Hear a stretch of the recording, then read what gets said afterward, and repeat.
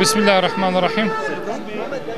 Bugün şehit İsmail Haniye'nin şehadet haberini aldıktan sonra Ankara'daki milletvekilleriyle, sivil toplum kuruluşlarının temsilcileriyle ve kadınıyla erkeğiyle bütün Ankara'da yaşayan insanlarımızla birlikte Hacı Bayram Veli Camisi'ne geldik. Burada şehidimize dualar ettik.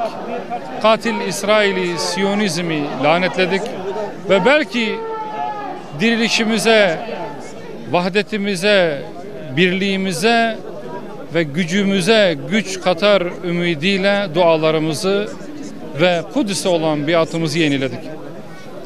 Şehit İsmail Haniye yıllardır Filistin davasını gurbette üstlenmiş. Dünyanın dört bir tarafında Filistin davasının duyulmasını, Filistin davasıyla dayanışma gösterilmesini teminen çok fazla sayıda temasta bulundu. Çok fazla faaliyetleri oldu. Şu an muhasara altında olan Filistinli kardeşlerimizin, mücahitlerin sesini duyurabilmek, onların yardımını temin edebilmek için çok gayret gösterdi. Ve bugün rahmeti rahmana kavuştu. Uğradığı saldırı sonucu Tahran'da şehit oldu. Rabbim şehadetini mübarek eylesin. Bizler Filistin davasının sahipsiz olmadığını biliyoruz. Bizler Gazze'li kardeşlerimizin direnişten tek bir adım dahi geri atmayacağına eminiz. Ama bir şeyden daha emin olmak istiyoruz. Mazlumdan yana, Müslümandan yana bir duruşa sahip ne kadar insanlar.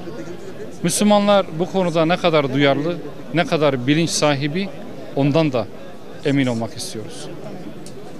Rabbimizin yardımı yakındır, bunu biliyoruz. Rabbimizin yardımı mücahitlerledir. Buna da iman etmişiz. Ama dünyanın geri kalanı üzerine düşeni ne kadar yapıyor? Ne kadar yapabiliyor? Zalime karşı mazlumdan yana tavrını ne ölçüde sergileyebiliyor? İmkanlarını ne ölçüde seferber edebiliyor? İşte bu soruların cevabını arıyoruz. Ve bu sorulara evet, yeterli derecede yapıyoruz diyebileceğimiz günlerin hasretini yaşıyoruz.